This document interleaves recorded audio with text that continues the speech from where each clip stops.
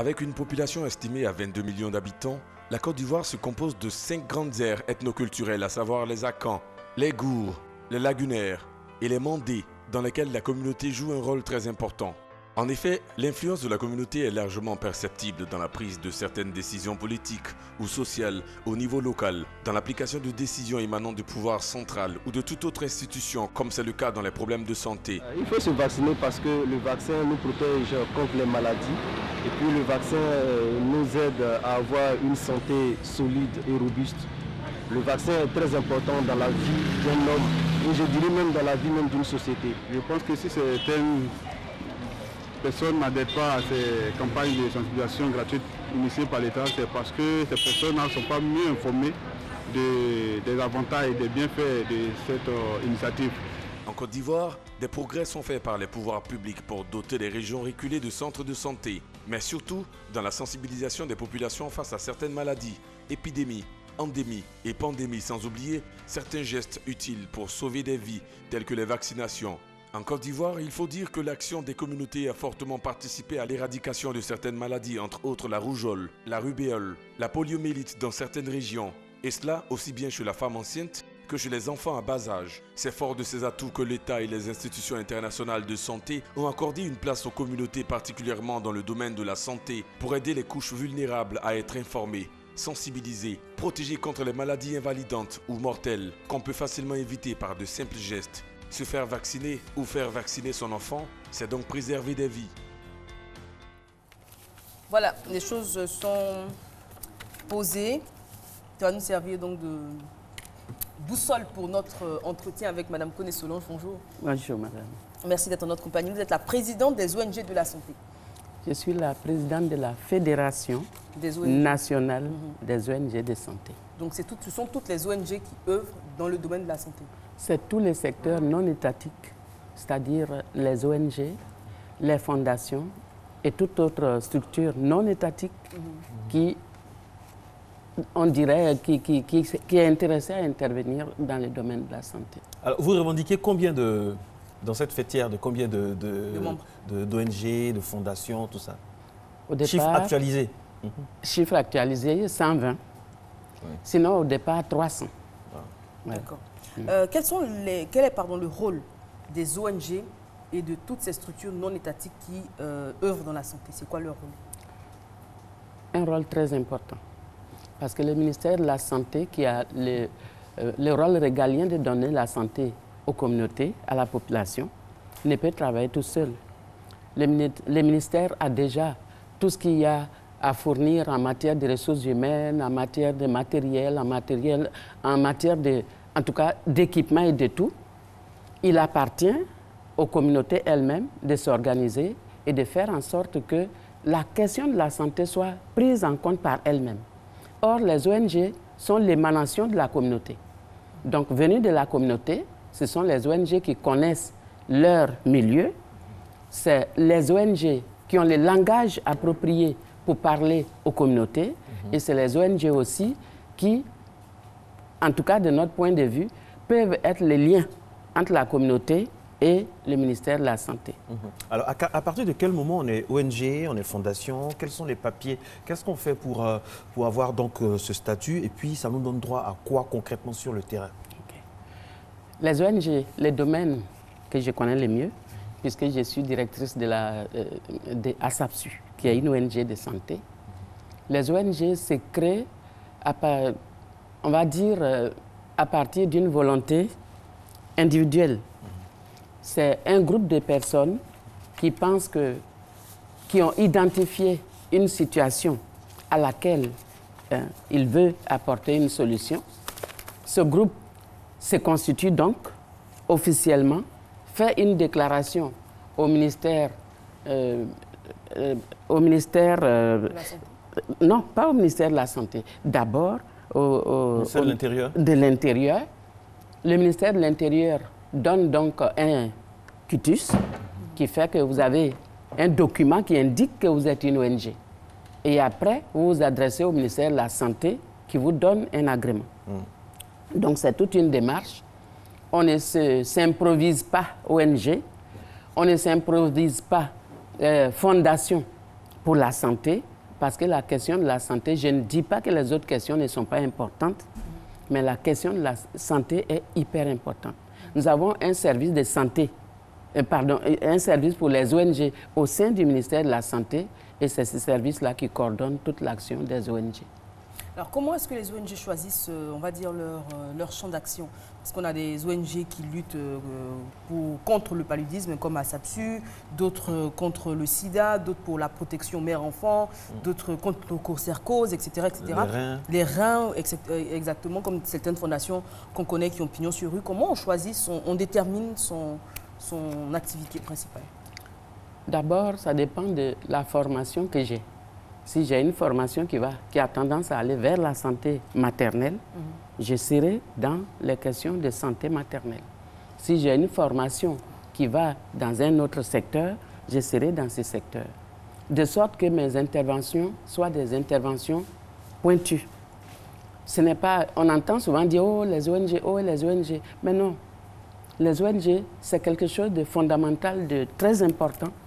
Et c'est pourquoi, lorsqu'on doit s'engager pour intervenir en tant qu'acteur d'ONG, on doit être quelqu'un qui est formé pour cela.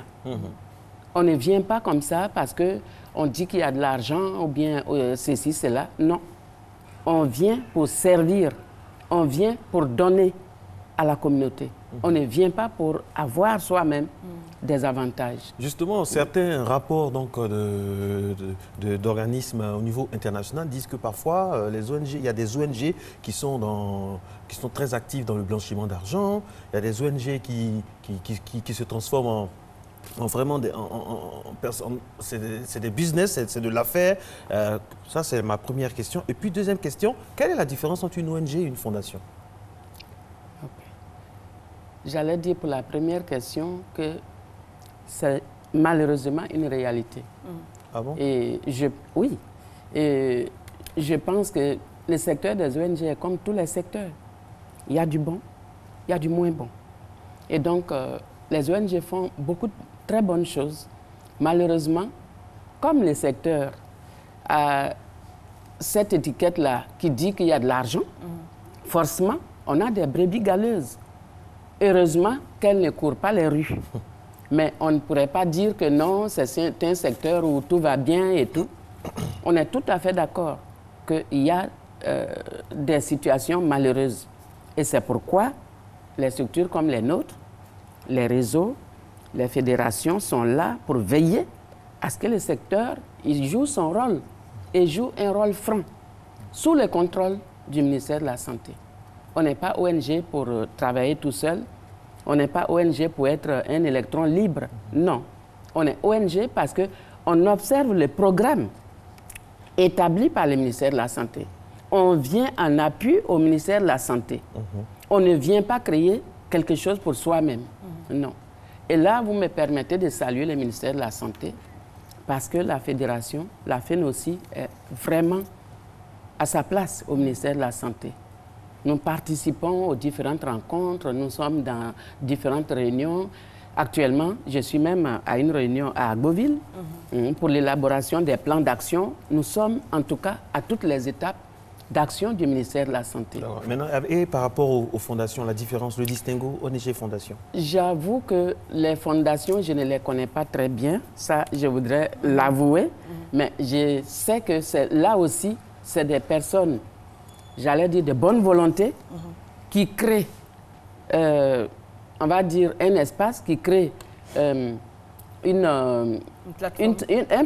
plateforme pour intervenir, pour appuyer un secteur donné. Donc, les ONG, on le comprend dans vos explications, sont une sorte de relais communautaire. Alors, comment se fait le travail, la collaboration avec les communautés, justement? Les ONG, il faut... Vous l'avez dit et on le répète, c'est le relais du ministère au sein de la communauté. Et le rôle fondamental des ONG, c'est la communication. Il faut être là pour maintenir une communication permanente au sein de la communauté. Et donc, je l'ai dit tantôt, les ONG ne naviguent pas à vue. Elles interviennent dans des programmes. Donc, vous verrez qu'il y a des ONG de lutte contre le paludisme, il y a des ONG de lutte contre le sida, il y a des ONG... Vous avez montré la lutte contre Ebola. Le ministère nous a fait appel pour dire que c'est un programme où on a besoin que la communauté soit informée sur les modes de transmission. Et c'est comme ça que nous avons investi le terrain avec l'appui du ministère. Et la communication aussi ne se fait pas au hasard.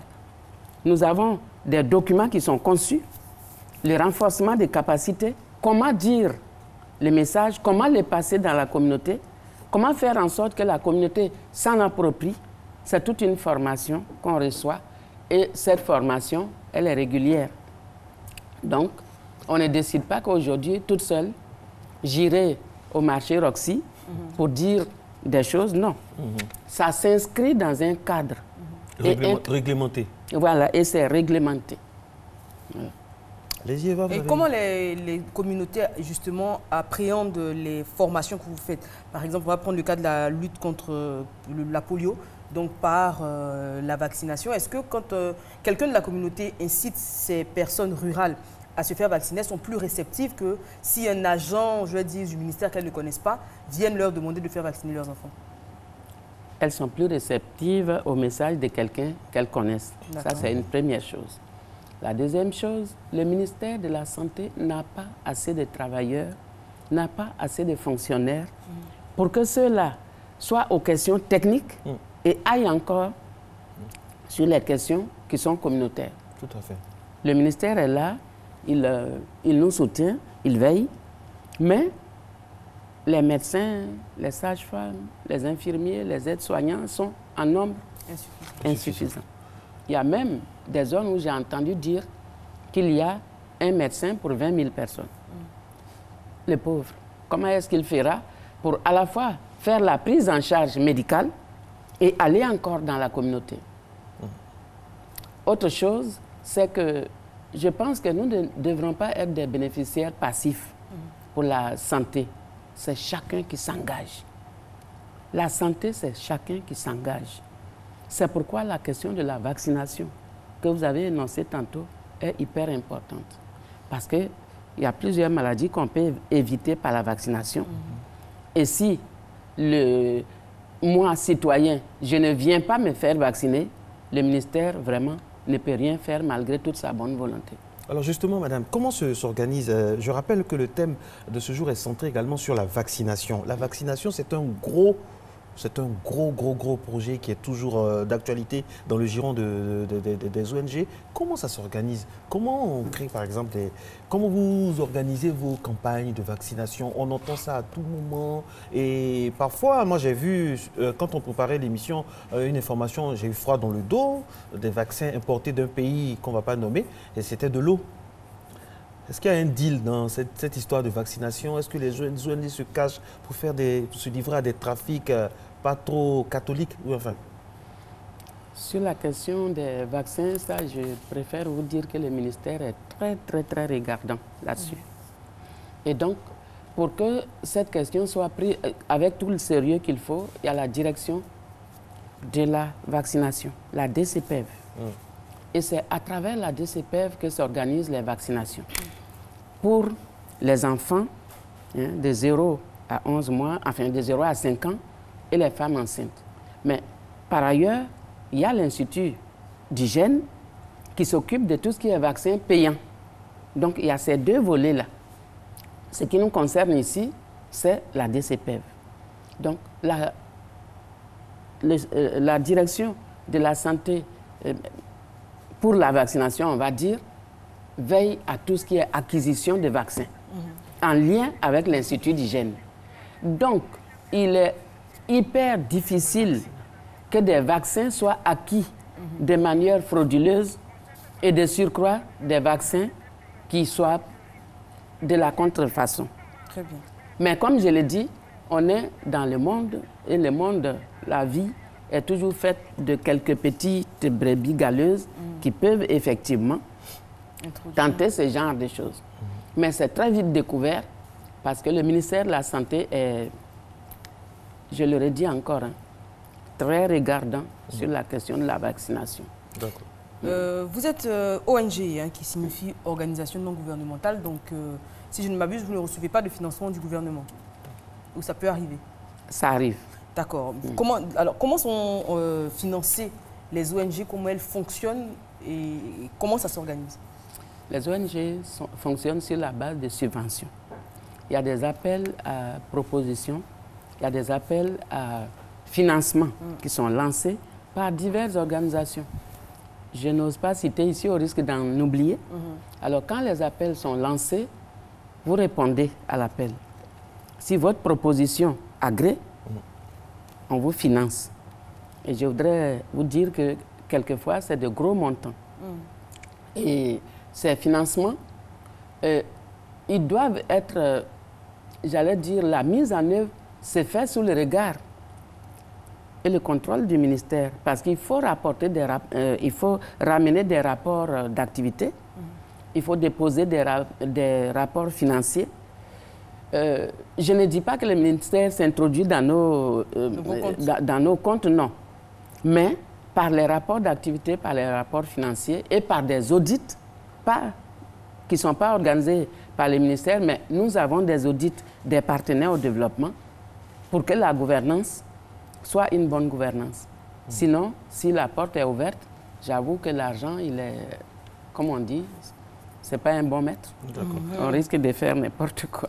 Alors, revenons sur la vaccination. C'est un domaine vaste. C'est vrai qu'il y a des brebis galeuses, il y a des choses qui ne sont pas bonnes dedans, mais c'est un chantier énorme, immense. Comment vous vous organisez, par exemple, au niveau des ONG, afin de sensibiliser nos populations, notamment rurales, sur la vaccination? Parce que ce n'est pas évident. Hein? Oui. C'est pas évident. Comment vous vous organisez?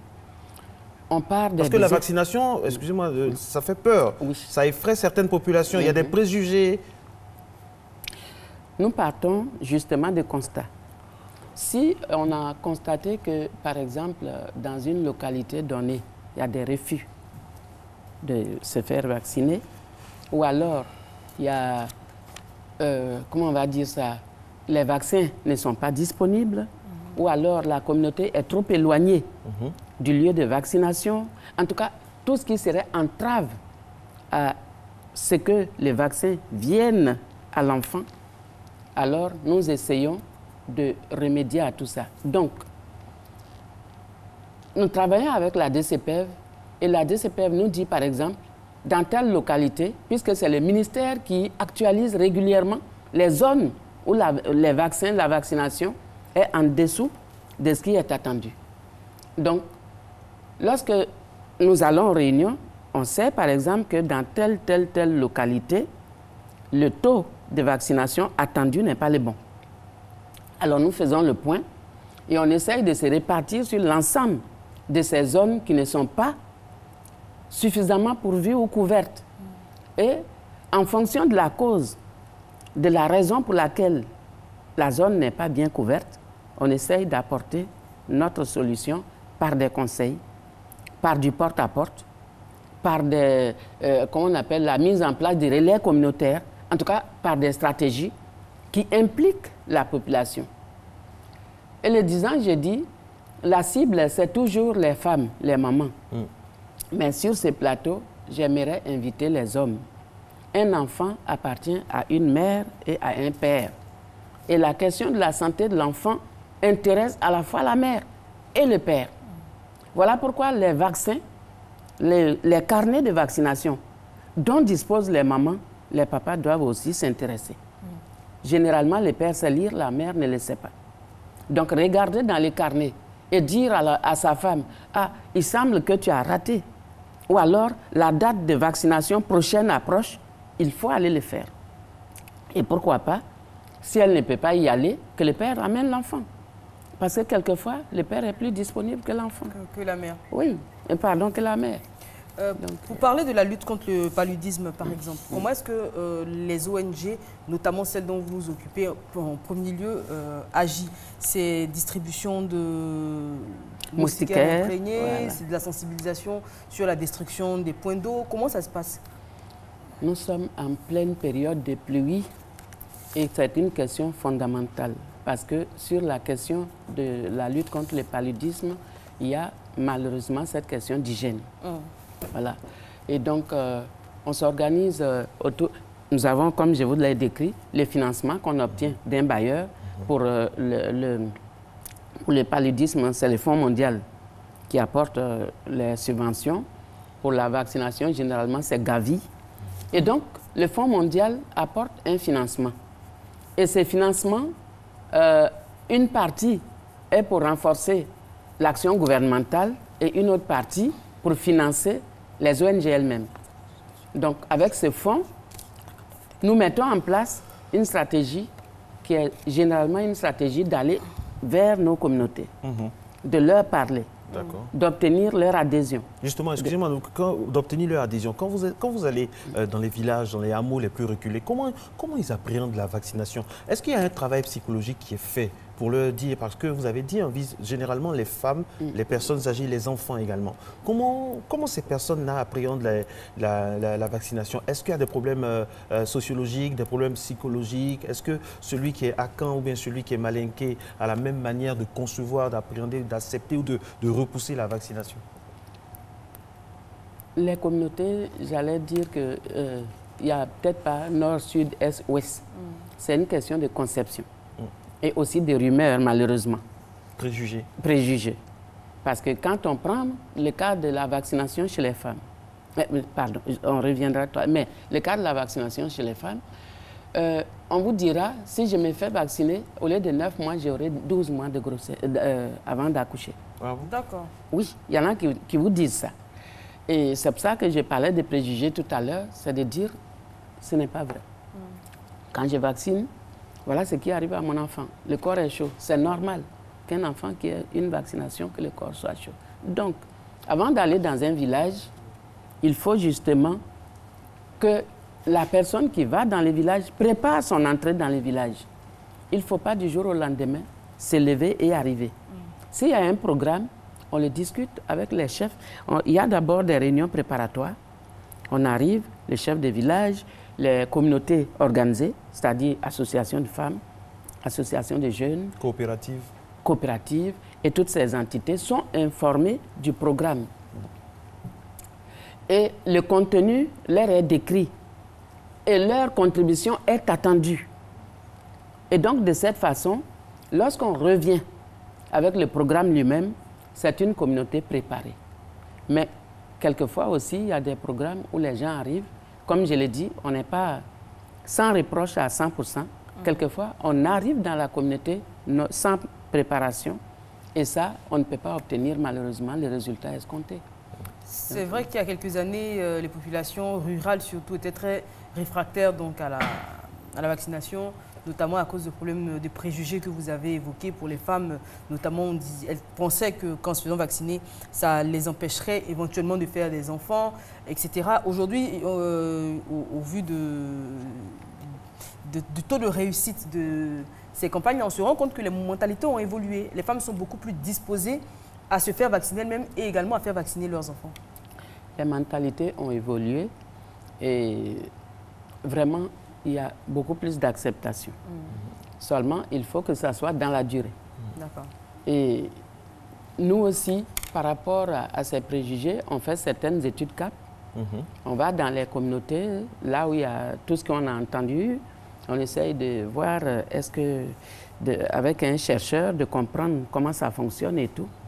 Et avec ces résultats, puisqu'on restitue les résultats, avec les restitutions, on essaye de donner le bon message.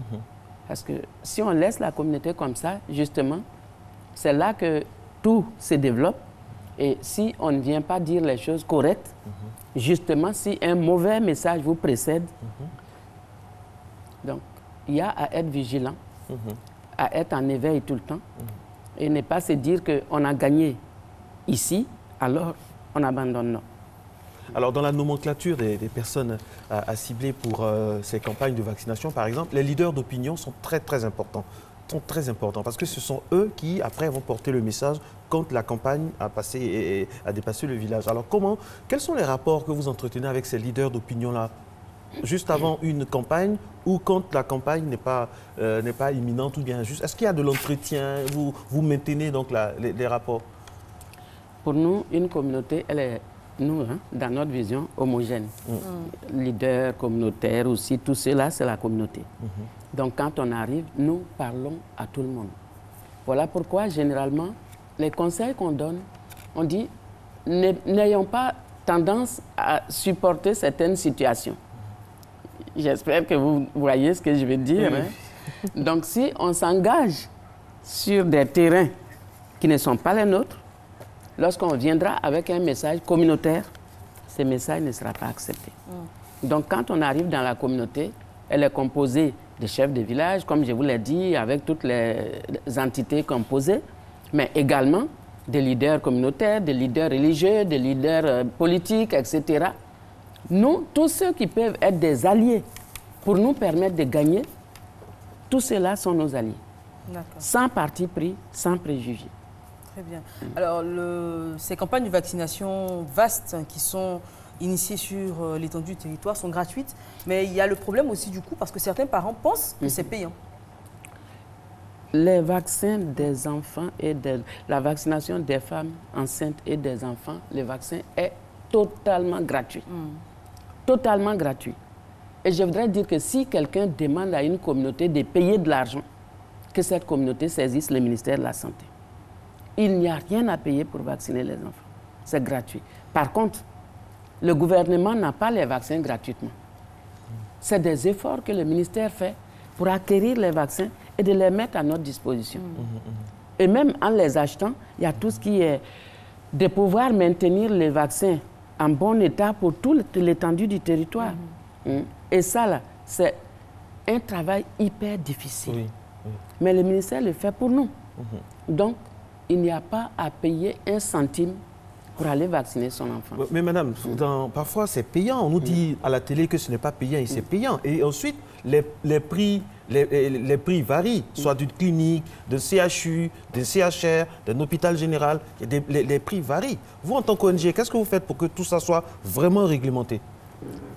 En tant que fêtière. La vaccination pour les enfants, en tout cas, les vaccins du PEV sont totalement gratuits. Vraiment gratuits? Ne payez rien pour les vaccins du PEV, quel que soit le lieu. Par contre, si vous devez voyager avec votre enfant et que vous allez à, comment vous appelez ça, l'Institut d'hygiène, si vous allez à l'Institut d'hygiène, vous allez payer. Ça, c'est un vaccin payant. Mais les vaccins du PEV pour lesquels nous sommes engagés sont totalement gratuits et aidez-nous. On peut les citer, s'il vous plaît? Il y a, par exemple, comme c'est des aspects techniques, il y a la vaccination contre la rougeole, il y a la vaccination contre la fièvre jaune, il y a la vaccination contre... la méningite, non? Méningite, c'est l'autre aspect. Il y a le BCG contre la tuberculose, contre le tétanos. J'ai un dépliant que je laisserai. Et sur ce dépliant, il y a toute la liste, toute la gamme des vaccins. Et vraiment, aidez-nous, vous qui êtes des médias, apportez les bons messages. Alors justement, c'est gratuit jusqu'à quel âge pour les enfants? C'est gratuit jusqu'à... Les vaccins, normalement, c'est de 0 à 11 mois. Après, on a des rappels et tout ça jusqu'à 5 ans. Donc, tous ces vaccins sont gratuits. Tout ce qui est vaccin du PEV est de 0 à 5 ans est gratuit. Très bien. Il n'y a rien à payer. Et la DCPEV est là. La DCPEV est située au CHU, derrière le CHU de Trècheville. Si quelqu'un vous demande de payer, contactez ce service. Très bien. Merci, madame. Sinon, nos services. Merci, madame. Et pour parler comme la même ethnie qu'Eva, arigato gozaimasu. Ça veut dire merci en japonais. Et elle va conclure en japonais dans sa tenue. Merci à tous pour votre fidélité. Rendez-vous à 14h30 sur RTI1 pour la rediffusion de la thématique. Sinon, on se retrouve à 5h55 demain, vendredi, pour la dernière de la semaine. Merci à vous. Gros bisous. Arigato Arigato gozaimasu. Ça veut dire merci beaucoup.